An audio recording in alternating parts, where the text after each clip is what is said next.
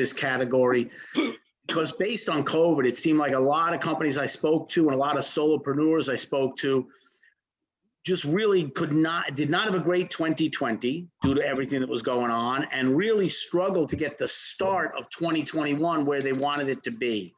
So I think what we want to do a lot of times right now, as the first quarter is coming to a close, kind of reset our goals for 2021. It seems like, and hopefully we're coming out of this COVID world and business should get back to some semblance of normalcy. I say that, except I'm one of the few who misses going to work. I still would like to put on a actual professional clothing and get in my very nice car and pop some music on and drive my 40 minutes to work. I know I'm a weirdo, I know, but I just don't like this. It's not the same. I want to go to work. So we will have some semblance of normalcy fairly soon. In our breakout group, we were talking about the vaccine and, you know, they just lowered the age to now 60 and above. So I think we will get to a point where business gets back to some semblance of normalcy. That said, I don't think a lot of businesses are going to make their people come in 5 days a week, 8 a.m. on the dot. And if you show up at 8:01, you're in trouble. I think those days might be behind us, but there will be some sense of normalcy. And I even think from a sales perspective, selling your product, that will start to come back as well. I think feel like with some of my clients, it already has started to come back. So what I wanted to touch on today was setting those SMART goals for the remainder of 2021, okay?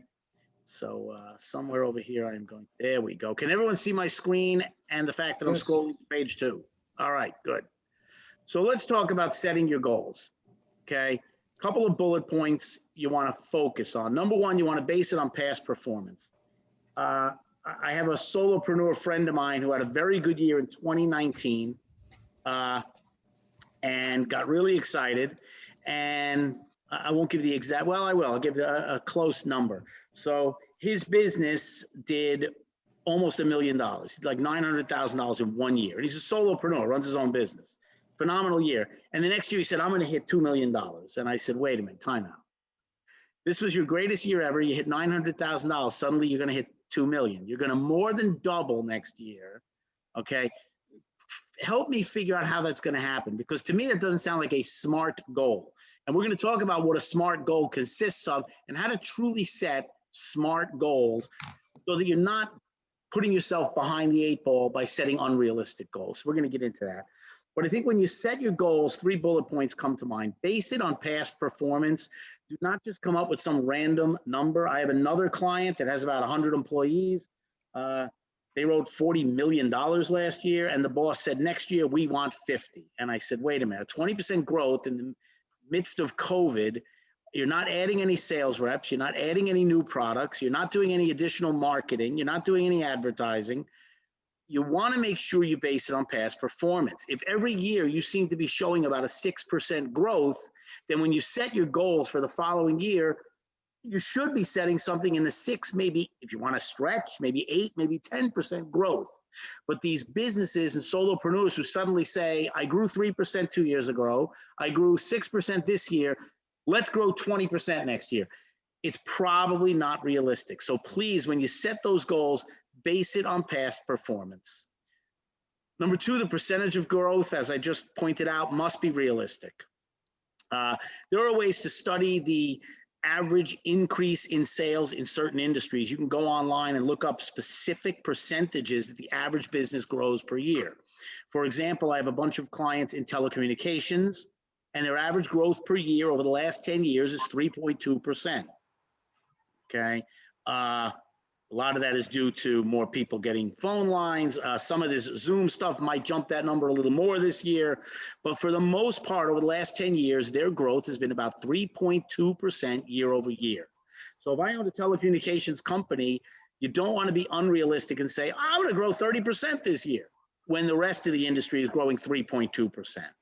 So again, base it on past performance and try to be as realistic as possible. And the way to be realistic is to look up these statistics that are nowadays so available to us. Look these up and then, you know, number 1C, do the math. Okay, if somebody sitting in here was a $600,000 business last year and your industry is growing at a rate of 5% a year, then 5% growth on 600 puts you at 630,000 for the next year. If you want to stretch and say, I want to hit 650, that makes sense. But if you start throwing numbers out like 700, 800, or a million, that's a mistake. You're setting yourself up for failure. The other thing is you get very discouraged when that happens. So I sit here, as we sit here and look towards the final 9 months of 2021, I think it's a good time to really lay out what you want for the final 9 months of the year, what your goals should be. The other thing I always tell people is write it down. I know we're living in a electronic society, but there's actually studies that show when you write down your goals, people achieve them over 80% of the time. I don't know the psychology behind it. I am not a psychologist, but there's something about it going from the brain to the pen to the paper, back to the eyeballs. It sinks in. So get in the habit of writing down your goals. I seem to do it every month, write down the new goals for that month, handwritten, hang it up above my desk. It's a little old school, but it works in my face every day as soon as I sit there and get ready to hit the phones. So once you've set the goals, the next step is have your key performance indicators. Every business has key performance indicators that help them get to the goals.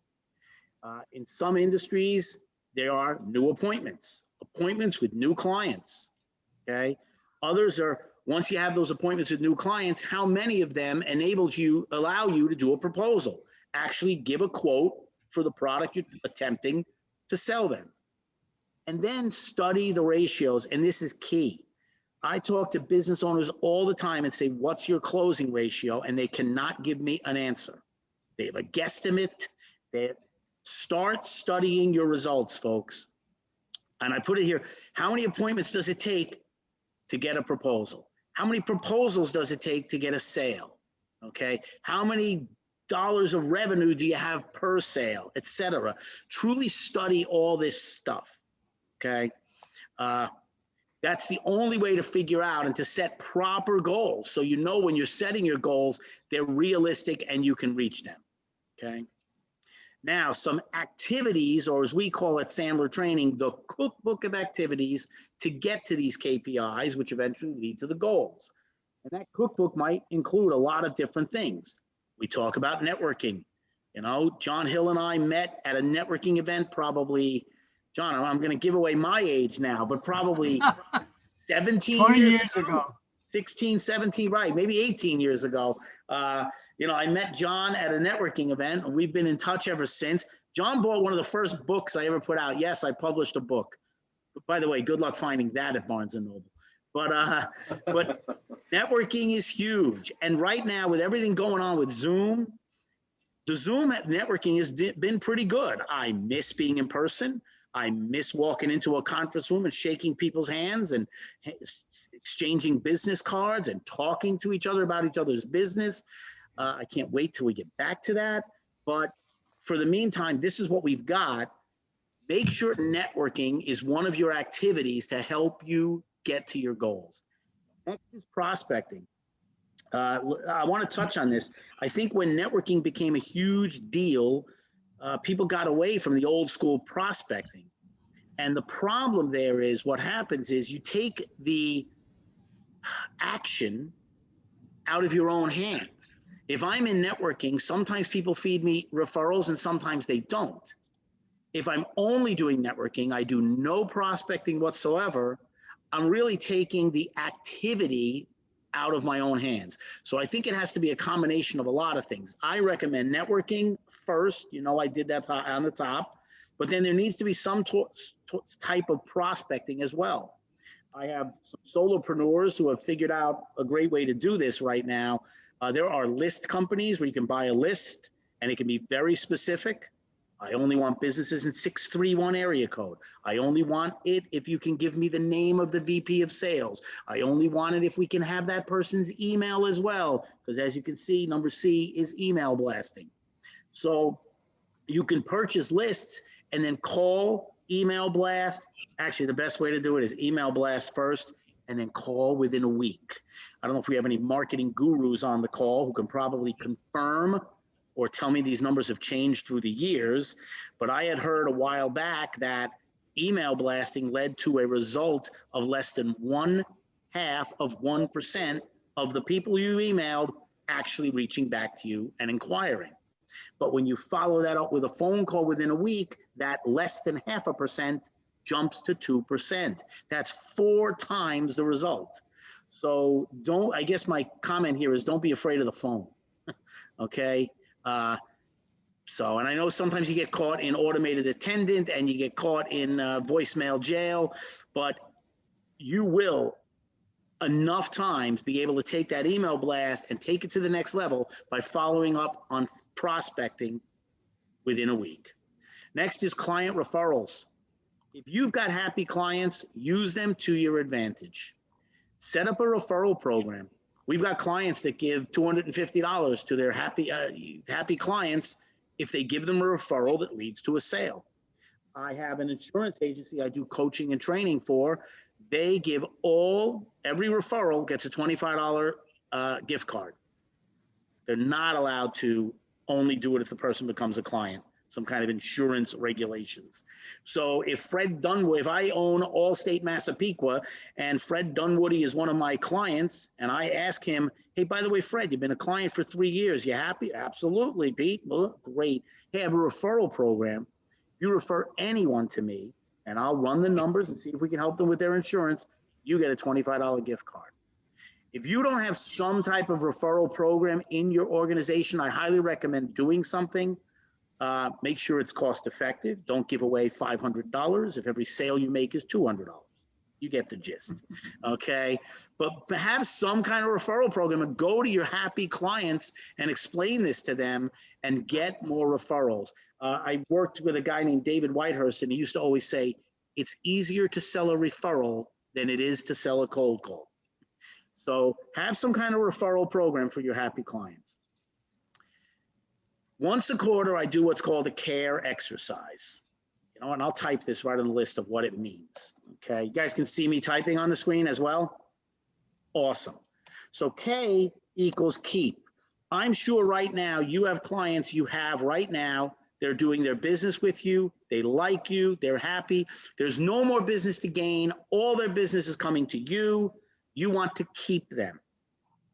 Make a list of those clients. Okay. And then we'll come up with a strategy on how to make sure they stay happy and you do keep them. The next part of care is attain. These are brand new clients you do not have right now that you're attempting to win. You want to attain new clients. Make a target list. In my industry, for example, we've had success doing work with the insurance industry. We have 3 different Allstate agencies and about 5 other insurance companies we've done sales training, coaching, and consulting for. We've had such success that we've made a target list of other insurance agencies on Long Island we'd like to talk to about our training and coaching.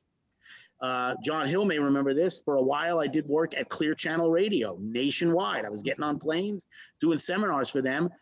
Our target list for 2021 includes the other radio conglomerates, especially here on Long Island, JVC Broadcasting, Connoisseur Media, Cox Radio, which is BAB and BLI. Our goal this year on our attain list are those 3 conglomerates. So in your industries, find who you've had success with and put them on your target attain list for the remainder of 2021. These are companies I want to go after. Find the right decision maker, set up an email plan, maybe send a personalized email, follow up with a phone call. But have an attain list. R stands for recapture. These are clients who used your services in the past and left.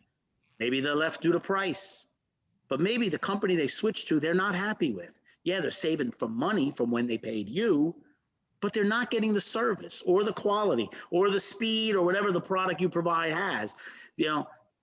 How do I recapture those folks? Some companies will put together a recapture plan, a win-back program. All right. One of the most famous that we all know about is Sirius Satellite Radio. If you ever cancel, you get 50 phone calls within the next 3 months and discounts like crazy. suddenly $20 a month becomes 12. And if you don't sign up, 12 becomes 10. And if you don't sign up, 10 becomes 8. And the next thing you know, they're giving it to you $5 a month. Now, I may not recommend going that crazy, but you should have some kind of recapture strategy for clients who've left you. And the E is expand. And I believe this is the low-hanging fruit. There are many companies you're probably selling something to, but not your entire line of products. There's a way to expand that client. We used to call it wallet share. I was VP of sales at AT&T for 7 years, running 9 states, and we used to call it wallet share. We used to find out that people were doing their private lines with us, but not their long distance service, or they were doing their long distance service, but not their local phone calling programs. Some of them bought a phone system from us. Remember the old phone system on your desk?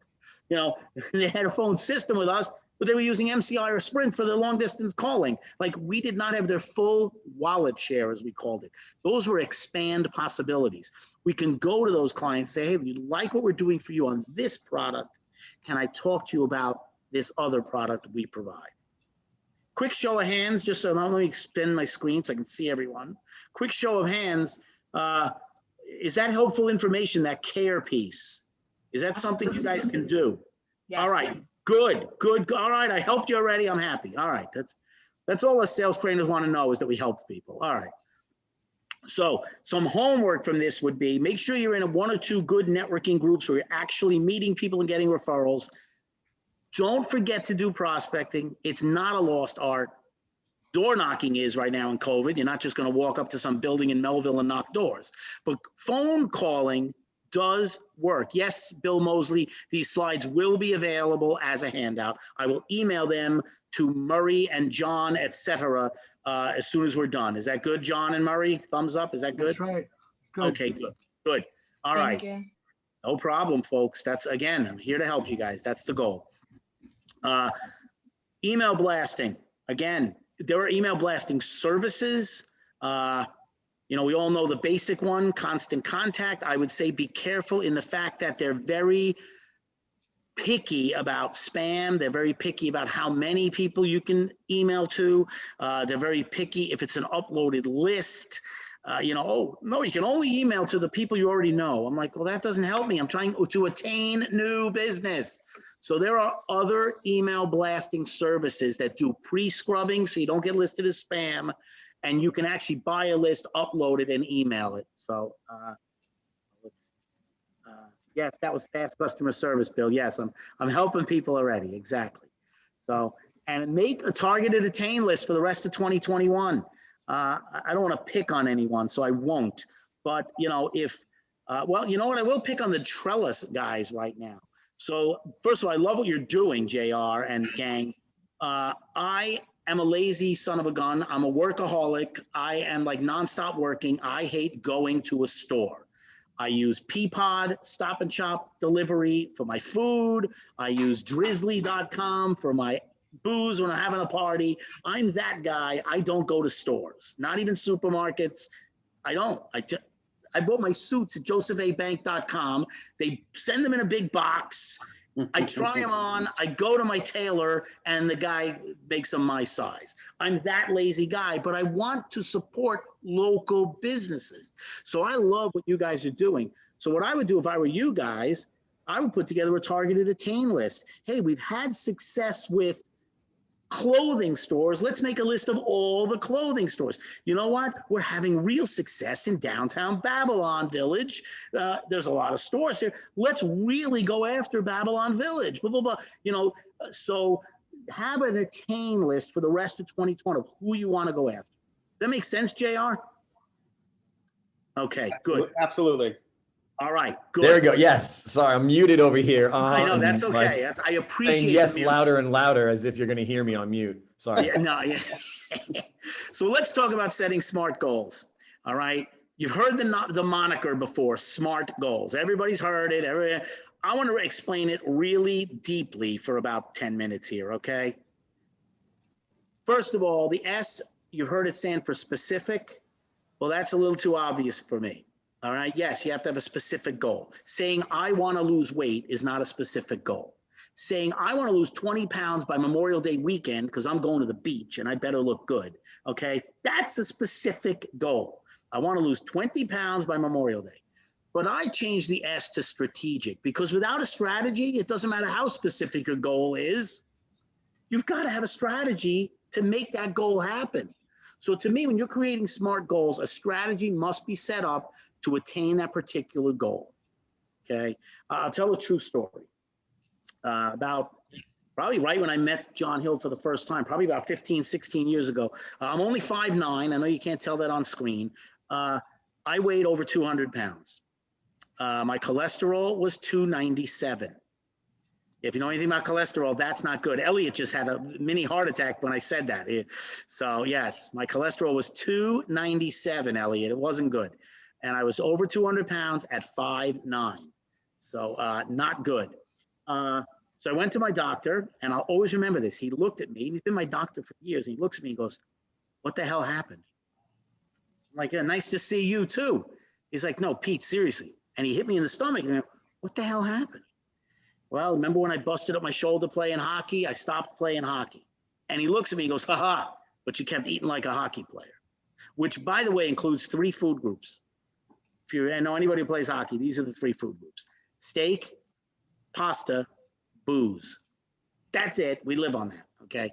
So he was right. I was still eating like when you play 2 practices a week and 2 games a week. And if it was summer, I was in a Sunday morning doubleheader softball league. I was so active that I could eat whatever the heck I wanted.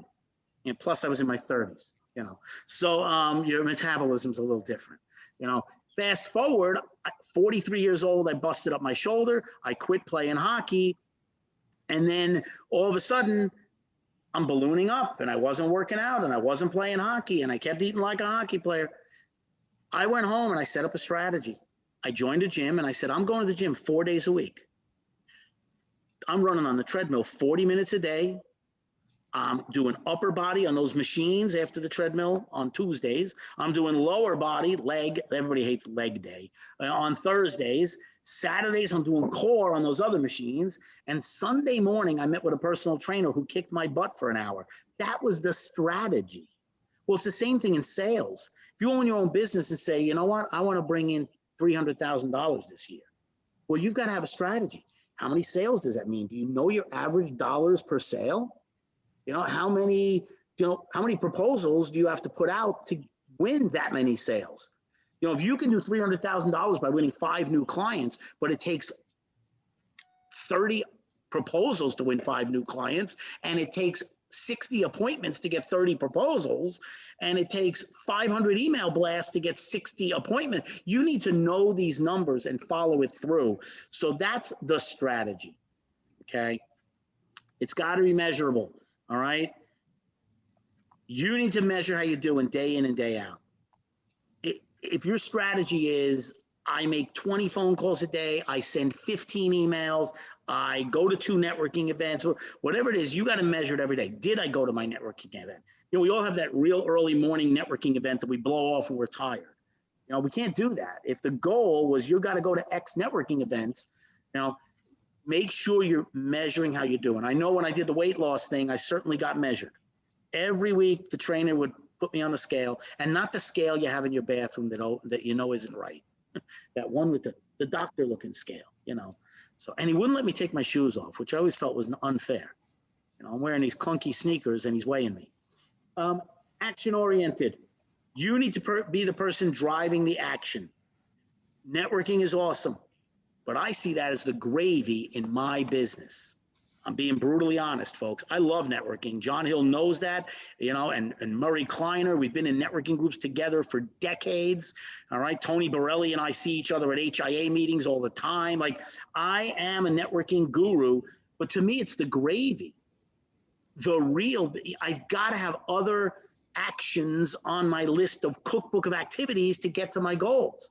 Because one thing that I've noticed is sometimes networking is phenomenal. I'm getting lots of referrals. And sometimes it dries up a little, okay? So I need a little more of a steady stream. So I have my actions listed, and we'll get into some of them in a minute. We already talked about this. I won't harp on it too long. Plus, I'm watching the clock. I'm figuring 9:25 I should be done. Does that sound about right, Fred?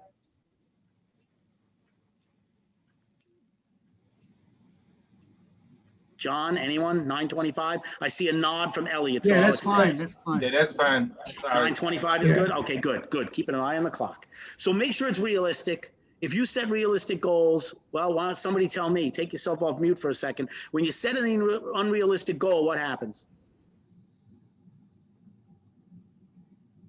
You don't need it. You don't meet it, right, Murray? You fail. Even before you fail, you get discouraged and give up. You know, my ex-wife and I used to go to the gym on New Year's Day. Shows you how exciting our New Year's Eve had become. I noticed the first 5 years of marriage with these wild New Year's Eve, we got home at 7 in the morning, and years 6 through 11 of the marriage, we were at the gym at 7:30 a.m. on New Year's Day. Yeah. But we're at the gym and you see all these people lining up to sign up for the gym on New Year's Day. And she would text me from her treadmill, we will never see these people after February 1st. Sadly, well, it's true though. People join the gym as their New Year's resolution, not as a SMART goal. There's a difference. Okay. And what happens is if they don't lose weight fast enough, or maybe they get bored and they don't want to go, oh, it's crowded, oh, it's so early in the morning, and they just give up. They've set unrealistic goals. So make sure your goals, whether it's business, personal life, whatever, are realistic. And last, it's got to be time sensitive. All your SMART goals must have a date associated with them. I have daily goals, weekly goals, monthly goals, quarterly goals, annual goals. All right. And I revisit them all the time, mostly quarterly. I will say this. I think I've had success with revisiting my goals every quarter. So, all right, let's move on. Some reps, I don't know how many of you guys have sales reps in your businesses reporting to you. If you do, this is a great way of laying out what it should look like. You can even do it for yourself. I want to attain my monthly goal. All right. And this is actually taken from a real estate client of mine. They have to produce and their assigned quota. They have to have at least one rental or sale per month. Blah, blah, blah. In order to achieve those goals, these are the activities. This is the cookbook. Okay. They have to meet with at least 2 legitimate opportunities a month. They have to place 1 new sign in front of a building each month. They have to ask happy clients to place reviews and testimonials on Zillow, Trulia, etc. All right. They have to create 1 self-generated listing per month. Not somebody who calls in and says, hi, I'm selling my house, list me. They have to go out in networking and whatever to find one on their own. That's part of their goals. All right. They ask clients for referrals. They write an informational article on LinkedIn to generate activity. And I don't want to get on a tangent, but if you are not using LinkedIn to its full potential, you're missing out. I write articles on LinkedIn. Within 48 hours, I always get a referral. Pete, that article was great. I have 7 sales reps. I want to talk to you. That you don't have to push your wares. Put informational articles written by you. Okay. Yeah, it's easy to just take an article you like and repost it, but take some time out. Write an article, nothing crazy, 800 words tops, and write an article and post it on LinkedIn. You start to be seen as the expert in your industry. You know, and I keep picking on JR and the guys from Trellis, but it excited me what you guys are having. I think putting an article on LinkedIn would really work for you guys. I really do. You know, how to online shop yet support local businesses at the same time by JR Jensen. Okay, so make sure you're using that to your advantage. LinkedIn is a phenomenal tool. And this company, they have certain paperwork they have to hand in every week. And this business owner is interesting. He makes his sales reps read at least 1 sales book per quarter and go to at least 1 sales seminar a year. They have to attend their company recommended sales training, which at the moment is Sandler. And they have to attend their biannual New York State training to renew their realtor license. So you can set up for yourself a little thing like this. These are my goals and objectives for the year. This is the numbers I want to hit. This is the activities I want to get to. You know, I have to do to get to those numbers. I think you might want to leave out paperwork, especially if you report to yourself. So now, you really want to hit your goals? Set up a monthly schedule. All right. Now, I'm OCD about time. John Hill knows this. John, you've known me 15, 16, 17 years. Have I ever been late to anything? No, never. Never. Never. Never. Late is a 4-letter word. That's Okay. right. Never. Vince Lombardi, 15 minutes early is on time. All right. That's right. Yeah. So I think the first people signed into this thing this morning were me, John Hill, and Fred Dunwoody. So I'm always early, and it's a great way to live your life. You're never stressed. You're never rushing. I always find it strange on Sunrise Highway when somebody's like riding right up my butt. Yes, Marines, Lisa. Yes, yes. Never 1 minute late. Exactly. So I always find it strange. I'm on Sunrise Highway and somebody's like flying right up behind me. Meanwhile, I'm doing like 75 and a 55. If that's not fast enough, then go around me, dude. All right. But meanwhile, they're flying and they're frazzled. Like they pass you and they give you this look. And I'm like, oh my God, maybe you should have woke up 20 minutes earlier, lady. You wouldn't have to drive 89 miles an hour and be zipping in and out of lanes and cutting people off. You know, so, but this is phenomenal. I'm OCD about time. I set up my monthly schedule. All right. This is actually from a client of mine. Okay. Every Monday morning at 10 a.m., they have a team meeting. And it sharp, 10 a.m. sharp. You see it right there in caps. All right. They run a team meeting. On Tuesdays, I go into the office and do one-on-ones with their sales reps.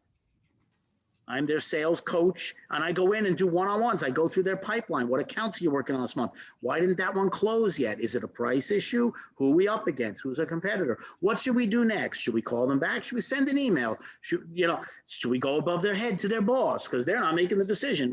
We talk about all that. If you own a business with some sales reps, do one-on-ones every week. If you're a solopreneur, do this with yourself. Sit down and take your pipeline of accounts you're working on that month and really evaluate what's going on every week. You know what? That guy's been dragging his feet for 3 weeks. What should I do next? Really introspectively think about what you need to do to take that specific prospect, I was going to call it customer, but they haven't signed up yet, that specific prospect to the next level. All right. Then they have a door knock blitz day. All these 4 reps go out in teams of 2 and knock doors in a territory, usually either Hauppauge, Melville, Garden City, places with lots of businesses they sell to. All right. And then they have a telemarketing blitz day in the second half of the month, usually around the 20th. They love this. They will bang out at least 50 cold calls and 25 follow-up calls, every sales rep, to set up appointments for the next month. Nobody wants to go into April 1st and go, ugh, I got no opportunities for this month. I had a great month last month. I closed 3 sales, but I have nothing starting April 1st. Set up a monthly calendar like this for yourself. All right. This will be included when I email the handouts. So I got to tell you last story and then we'll do Q&A. So I did a lot of ride-alongs with my clients. They hire us to come out, watch their sales reps in action, coach them while they're riding along, while they're knocking doors in their territory, pick up tools, tactics, ideas. Sometimes they have us follow around the top sales rep. So when we do the training, we can teach the rest of the team how to do what that guy's doing. So we were doing a lot of work with Cablevision. And they said, you know what? Our top sales rep is this guy, Mike Beltrami. And he's in a horrible territory, yet he's our #1 sales rep. He's in downtown Brooklyn. Like you would think it would be the top territory with what we sell, TV, internet, and phone to small businesses. You would think our top territory would be Hauppauge, Mineola, Babylon Village, Huntington, but no, it's downtown Brooklyn. And until this sales rep got there, it was a horrible territory. You got to go watch what he's doing, Pete. All right, no problem. So I call him up. He's like, what's the earliest you can get to Brooklyn? At the time, I was living in Oakdale. I'm like, I can take the 7:20-something train. I'll be in Brooklyn at I got to transfer Jamaica. Blah, blah. I'll be there at 9 o'clock. Perfect. So I wake up, take the train in, get off the train, call him on my cell phone. He's like, okay, good. I'm parked. I'm the guy in the green Range Rover. I walk towards the green Range Rover. All right. And hop in the truck. No niceties at all. Yo, Pete, I'm Mike. Come on in. We got to get moving. I got a 9:30. I'm like, I love this guy. All business. There was no discussion of the sports or the weather and no small talk. Let's go. We got to make money. Let's go. So I noticed he had a Post-it on the dashboard. And this is what it looked like. Not this big. It said, pickup trainer, had my name and my phone number. Said ABC company had a name, address, phone number, and a decision maker name. It said pop in. This odd only doesn't belong. Sorry. So it said ABC company had the name, address, phone number and the business owner's the name. And then it said pop in. I had no idea what that meant. Then it said XYZ company and their information. L&S company, their information. Said pop in again. I had no idea what that meant. Then it said 330 PPCC. I had no idea what that meant, and I've been selling a long time. Then it said 5:30 networking event. On the other side, it said DK,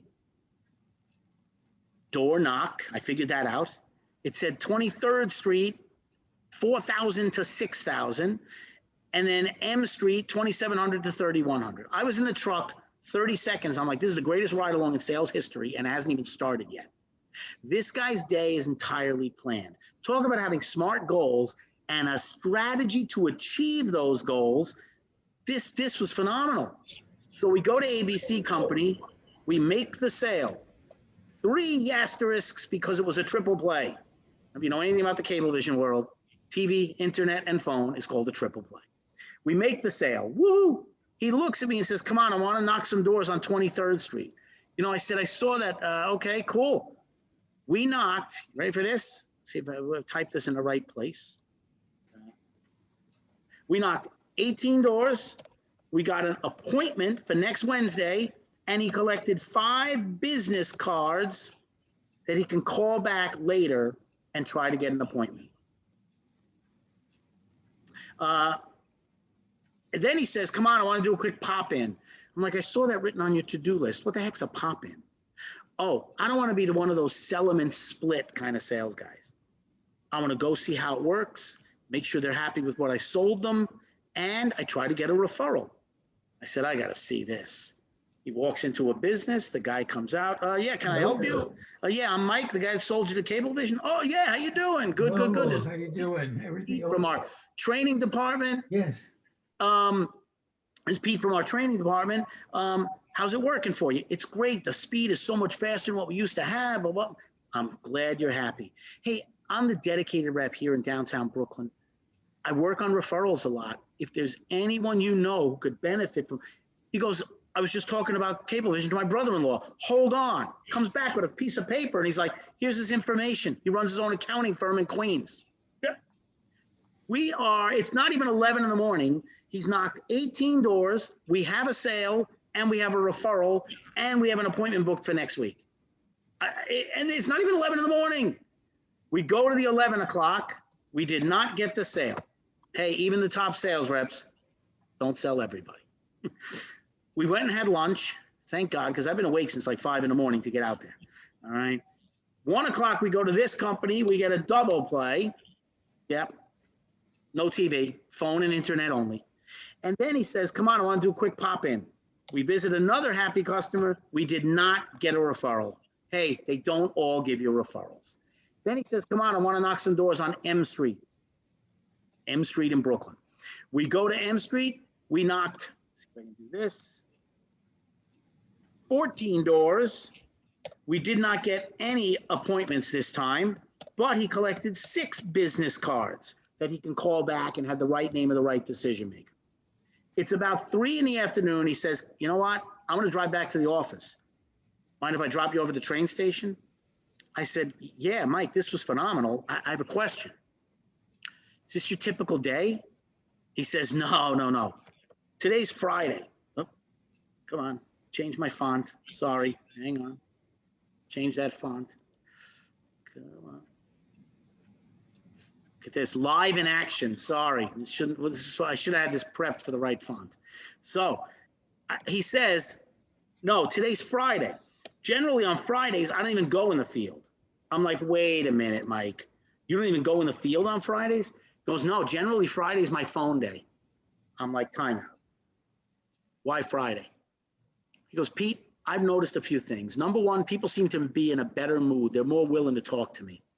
Number two, I'm in a better mood. It's coming out in my vocal inflection, apparently, because I'm having more success when I call people Fridays.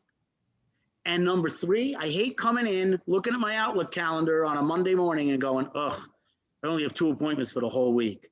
If I hammer the phone hard on Friday from all the business cards I collected and the lists I have, I'll get another 1 or 2 appointments. Now I wake up Monday morning, it's like I got 4 appointments this week already. And that doesn't include any leads that come in, any referrals, any networking events.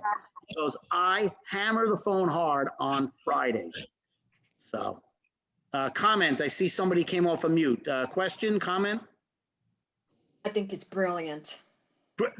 Brilliant, thank you. Thank you, Yvette. He is a brilliant guy. He's like their #1 sales rep, and he's in like their worst territory. It's hilarious. But I did ask him, I go, but he says, to answer your initial question, Pete, yes, from Monday to Thursdays, this is pretty typical for me. I will knock 30 plus doors. I will have 2 to 3 appointments each day. I will go do 1 to 2 pop-ins per day to happy customers to try and get referrals. And then I will go back to the office and bang out at least 20 plus phone calls. And I went, oh, is that what PPCC means? And this is as we're driving back towards the train station. He goes, yeah, phone prospecting, cold calls. I said, instead of the train station, can I come to your office and listen to you do phone calls? He's like, sure. So we get to his desk, and I noticed he didn't take the pile of business cards we collected that day. He reached for a different pile, and I said, what's going on? He goes, I like to do 48 hours. The doors I knocked on Wednesday are the ones I'm calling today. The doors I knock on Monday, get my call on Wednesday. The doors I knock on Tuesday, get my call on Thursday. Everything's 48 hours behind. And he had a pitch, not word for word, so you sound like a robot, but he had certain bullet points. Hey, Tom, I was at your office Wednesday. Sandra said you'd be the person I would speak to. I'm Mike Beltrami with Cablevision. Do you have a minute? Like, he had this whole taught, you gotta have a strategy. This guy's got a, look at this thing. This is a strategy. He does this 4 days a week. This is what his day looks like. There's no dilly-dallying. There's no getting lazy. There's no, standing on street corners dealing with customer service issues. This guy is going, and in order to be successful, this is the kind of strategy top reps have. So that's the story of Mike Beltrami. And I got to tell you, this guy, their base salary, those business-to-business reps at Cablevision is not a lot. They make like $40,000 a year. But this guy makes almost $200,000 a year. His commission is almost $160,000 a year. It's insanity, And by the way, the average commission per sale is like $300. This guy is just working, and has a plan and sticks to the plan. So I'll end it on this note. It's one thing to have SMART goals, all right? But the main thing to me is you've got to have this activity, to hit these SMART goals. There's the SMART goals situation. But to me, be strategic and have a strategy, all right? What are these activities that are going to get me to where I need to get, all right? And if you're just winging it or going through the motions or hoping that leads are going to come to you because you're doing a lot of networking, it's not a good enough strategy. So I'm sorry to be a little negative at the end, but I want you to understand that you got to put this back in your own hands. You know what? This guy does a lot of networking. Oh, by the way, I didn't finish the story. So at the end, he had a networking event at 5:30. He goes, all right, now I'm driving back to the train station. I said, can I go to this networking event with you? And he let me. And I have to tell you, he was working the room. I mean, he had a pocket full of like 50 business cards. He was working the room, walking up to small business owners, shaking hands. Unbelievable. Not only did he have 11 business cards from his door knocks early in the day, but he left the networking meeting with another 10 business cards of people he had to call back. This is how you set up a successful day when you're running business. So I'll open it for a Q&A. I'm ending about 4 minutes early. I have something in the chat here. When someone is late for an appointment, it shows a lack of respect. True, Michael. If they have circumstances can't be controlled, they should call or text you. 100% true. So I actually have a strategy for this, and I call it I went to St. John's University. I call it the St. John's University rule is my strategy. If I have a 2 o'clock appointment at a business and I get there at 1:45, right, Lisa? Like the Marines, that's what I do. I'm there at 1:45. And the admin person says, oh, wait here, he'll be with you. It gets to 2:10. I go back up to the reception desk and say, I apologize. I have a 3:30 in Melville, even if I don't. I have a 3:30 in Melville. Is he available or should I have to reschedule? I don't want them to think they're playing a power play game on me because I'm the sales guy and they're the decision maker. Okay. We should be on adult to adult status. He's not my parent and I'm not his child. It should be adult to adult status, two business professionals about to have a conversation to see if my product is a fit for their business or not. I'm not going to bamboozle or hoodwink you into buying something you don't need. We're going to have a professional business conversation and we're going to figure out if this is the right fit. So I do it. St. John's University, if the professor didn't show up in 20 minutes, class was canceled. At 10 minutes, I go up and hand the admin person my card and say, well, are you sure he's available? Usually they run back and tell him, he's not out at 20 after. I respectfully, I don't, it's not angrily, respectfully say, I really apologize. I don't want to be late to my 3:30 in Melville. I put my card on the desk and say, have him call me and I'll reschedule. Do you know 95% of the time they run back there and he comes out all apologetic. Oh, I'm so sorry to make you wait. I almost get like a sympathy appointment out of it. So to answer, I think it was Michael Giller's comment in there. You're right, Michael. Just because we're in sales doesn't mean we are the lowly person on the totem pole. We should be out there with business owners having an adult to adult conversation to figure out if there's a fit for the product we provide and their business. So I will open it up to Q&A outside the chat. Feel free to, you know what, I'm going to stop my share so I can see everybody on the screen. There you go. Thank you. No problem. I know how to work this, Fred. There we go. I do this every day. All right, Any questions? All right. So I want to share something as far as what you were talking about in terms of the strategy. Mm-hmm. In my earlier life, when my hair was totally black, I was a copier salesman. I know a woman who can fix that, Fred, by the way. Yeah, they call it, just a touch of gray. That's all. Yeah, exactly. Exactly. Comb it in. That's it. 5 minutes in the shower, Yeah, that doesn't work as good as going to the salon, trust me. As a copier rep, you do things. I mean, this is in the day where, fine, you can walk in a building, cold call and do that kind of stuff. But it's all about, I'm trying to get to the point about your strategy and having a good strategy. As a rep, you go out, you do your cold calls, you have that thing, 100 door knocks equals 10 appointments, 10 appointments equals 1 sale, and that kind of stuff. Right. One day, a telemarketer came to me and said, Fred, I've been trying to get to this customer for a year now. I know he can use your product. And I said, well, what do they have? And the information she gave me hit a light bulb that I hadn't realized before. What I realized is that in selling copiers, and this is when leasing started to happen. So with every product, I believe that there is a specific point where a buyer is more inclined to engage you. And with the copier world, what I realized is that 3 years into somebody owning a product, they're willing to change. If it's 1 or 2 years, it's too new. I'm not changing. Mm-hmm. If it's 3 to 5 years, well, it's like that old car. I'm just going to keep it until it dies.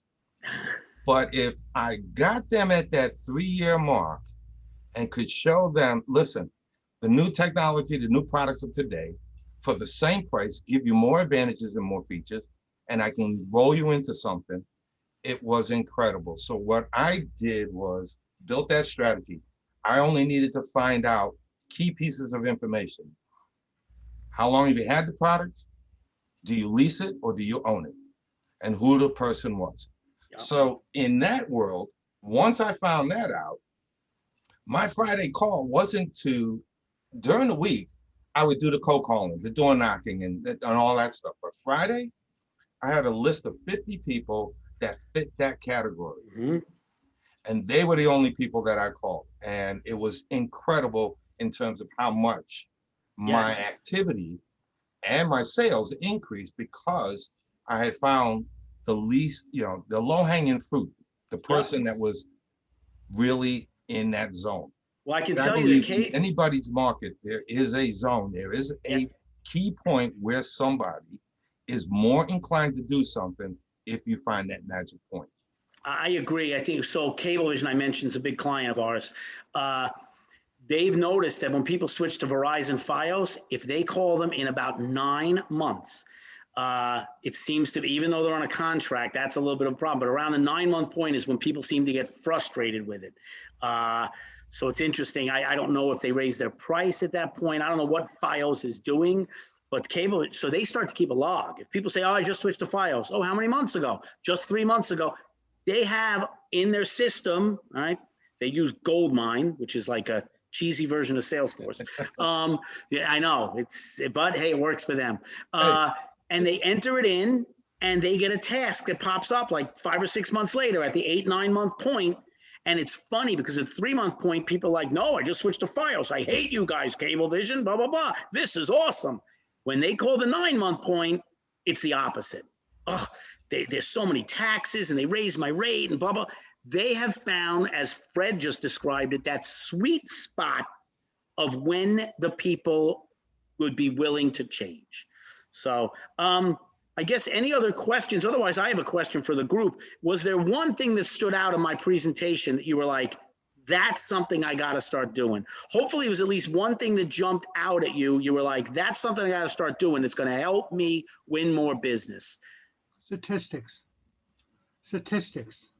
Yes, know your numbers. I worked for a guy named Dave Thomas, not the guy that ran Wendy's. When I was at AT&T, I worked for a guy named Dave Thomas, and he would always say, know your numbers, it's your money. That was his line. Know your numbers, it's your money. If you were walking down the hallway at headquarters and he walked past you and said, "How's your month going?" and you said, "Pretty good," he would stop dead in his tracks and turn around and look at you with this stare. He'd be like, oh, sorry, Dave, 83% of quota with 6 selling days to go. Like, you had to know your numbers. It's your money. So that's a lesson. Thank you, John Hill. I think that is one of the lessons in there that's very important. So Lorinda giving me a great presentation. Thank you. You're welcome, Lorinda.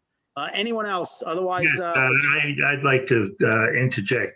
I used to call myself the world's worst salesman. I didn't convince them. I just wore them out.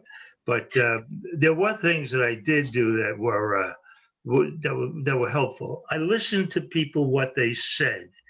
And, maybe 3 months later, I came across an article or a book that addressed his concerns, or maybe I had it on my shelf all the time. And I call him up and I say, "Listen, I got this book for you." And the guy was not a client. And I'd send over this pamphlet or book or whatever I had. And that's an amazing connection for people. I'm making the assumption that he's thinking, this guy thought enough of me to think of my problem, and he's doing this gratis. I'm not a customer. Right. No, we've done that. Yeah. So yeah, but when Ernie was selling, there was only 15 states then, that too. Oh man. Yeah, and you were. No, but that's Ernie. That's a great tactic. It is. Hey, listen. I've had that happen where we have clients we're going after, and we'll send them a book on closing techniques. With my business card on a certain page that I believe, and I'll send a little note. Hey, was reading this book and thought of you. Check out pages 23 to 30. And it's funny. They'll always call me. It's like, "Pete, thanks so much. I can't believe you did that." It was some guy I met in the networking who was bitching about his closing ratio, but never signed up for my service, and so I'm like, I'm going to send in this book on closing techniques. And I put my business card on page 23, and I wrote a note, a Post-it on the front of the book, and wrote, "Was reading this book, Tom. Remembered you had that closing issue. Check out page 23 to 30. And I just mailed it. And sure enough, I ended up landing a client out of it. So yes, little tactics like that do work. That's a whole different, that's not part of SMART goals, but that's a great idea.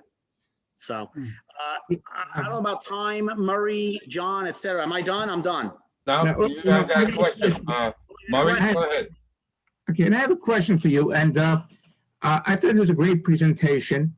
And it's typical where you would often speak to people, you have to have a strategy You have to be organized. And there's a group of things that you have to do, from networking, cold calling, and so on. In my case, I never wanted to be a salesman. I didn't like being a salesman. And I was always a salesman. When I was in college trying to make money, I went door to door selling magazines. Okay. And then there was a time I tried doing other things. I thought maybe I would like to try real estate and insurance. I did it, but I must tell you, and I tried very hard, but I never enjoyed it. I went back to engineering. Then I went to business for myself. And to get business, I had to be a salesman.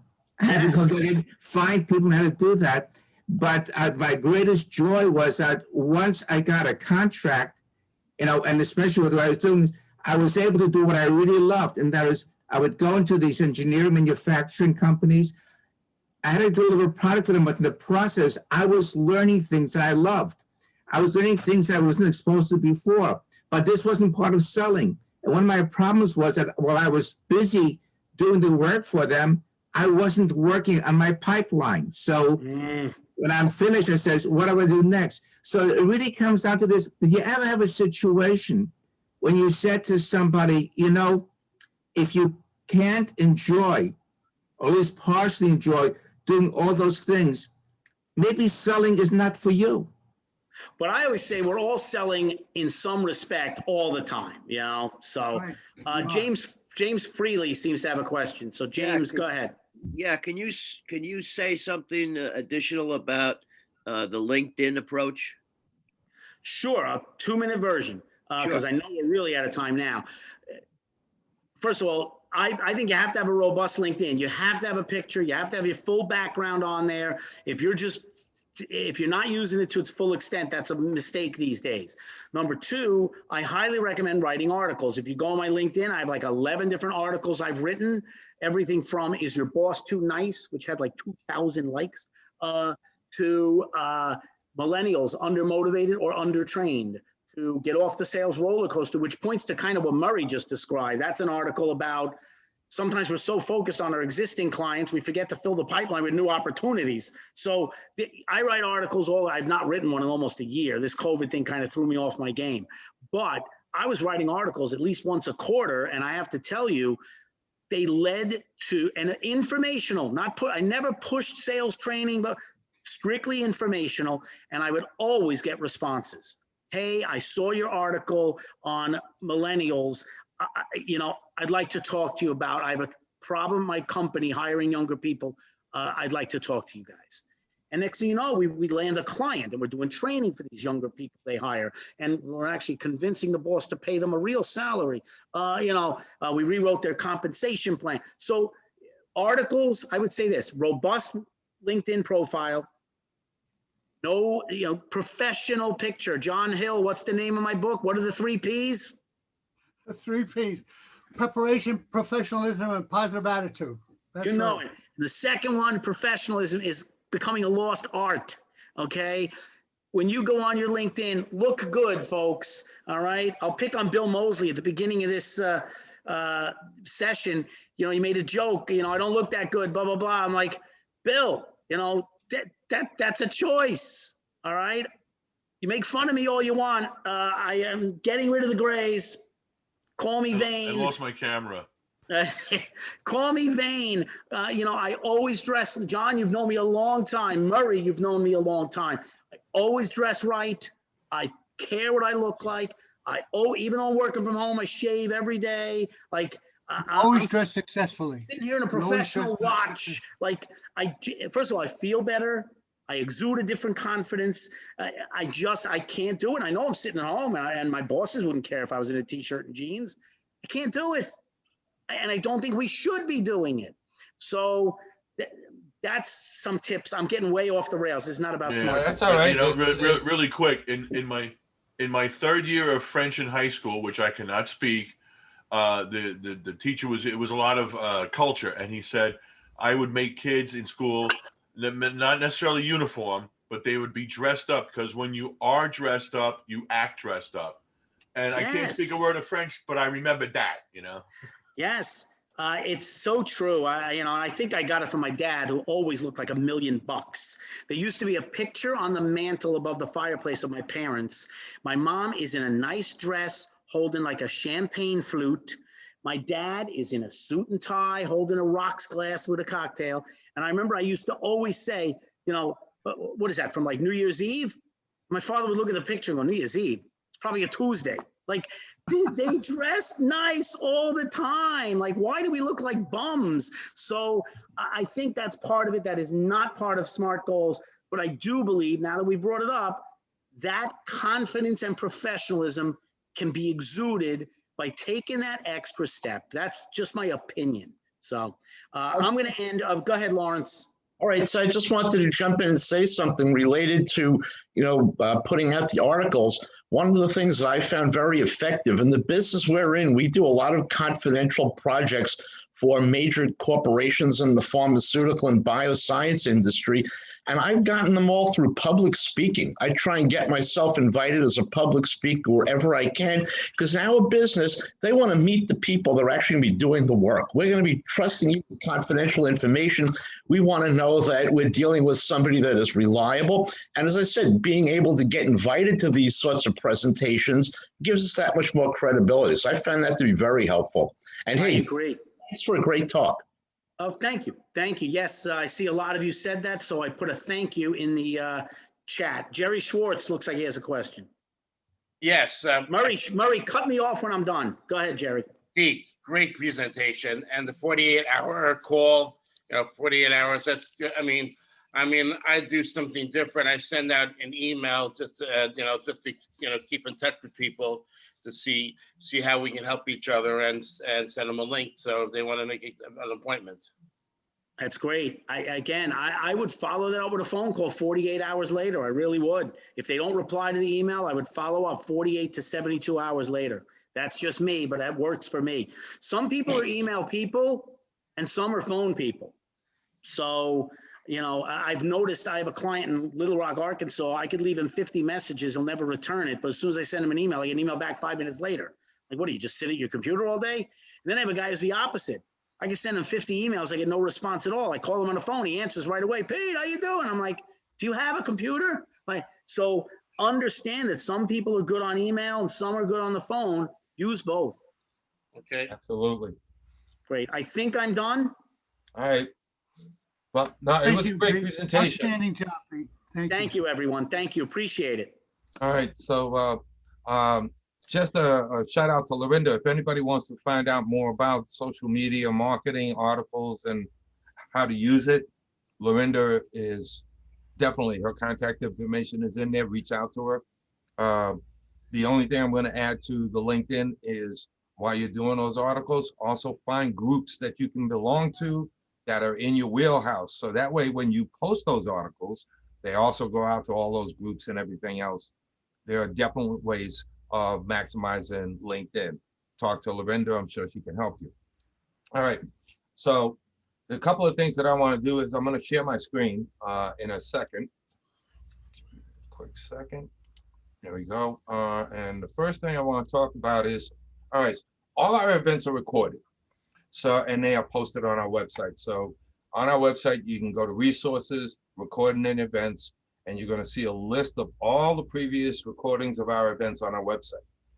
As a member, you have access to what's called members only content. Some of this content, like this particular recording, is for members only. So if you're a member of LISB, you have certain advantages to have access to people, access to content and information that only helps your business. Again, while we're doing education, we're networking, but the main focus of LISB is to provide you with information and content that is going to help your business.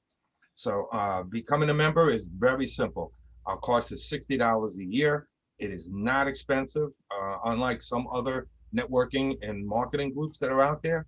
And for the information that you get, it is almost priceless as far as what you can receive. This Friday, we have an event coming up. It's a Tech Tip special event at 11:30. And little to a lot of people's knowledge, at the end of the year, browsers and the security rules around browsers change their policies in terms of how they view your website and determine whether or not it's safe. And this is costing businesses money. I did a sampling of 203 businesses that are in our sphere of, in our network group, all right? 203. Over 30% of those small businesses on Long Island are affected by this. And because your website, unbeknownst to you, is being flagged as potentially dangerous, is losing you money. Because if I go to somebody's website and I see some kind of a caution or unsecure or whatever, I'm not going there. So this Friday at 11:30, we're gonna have a little like half-hour, 30-minute discussion in regards to what you need to do and what you need to learn about how to fix this for your business, all right? So with that, we are basically done. And I need to stop sharing my screen. There we go. So again, you can go to our website. The event is listed there. If you want, you can email me and I'll get you that information, but it's this Thursday. It'll also be going out in an email. And by the way, I already sent the presentation to John, Murray, and Fred. So I'm sure you'll distribute it to the gang. All right, very good. I believe I've got everything covered. If anybody has, John, Elliot, Larry, any closing remarks? I'm good. I'm good. All right, very Great. good. All right, everybody. Well, listen, we'll keep this going on for a little bit longer. If you just want to talk amongst each other, that's fine. Fred, Yes. the idea of the 60-second survey that you did, I think we should do more of that. And we should have more, 60-second little pop-ins that if somebody comes up next week or next month with a question, you could just pop it in and get an immediate reaction from the group. I think that should be added. All right. Well, and that's a good point. So again, to the audience and feel free. It's like you can email myself or John or anybody on the LISB board.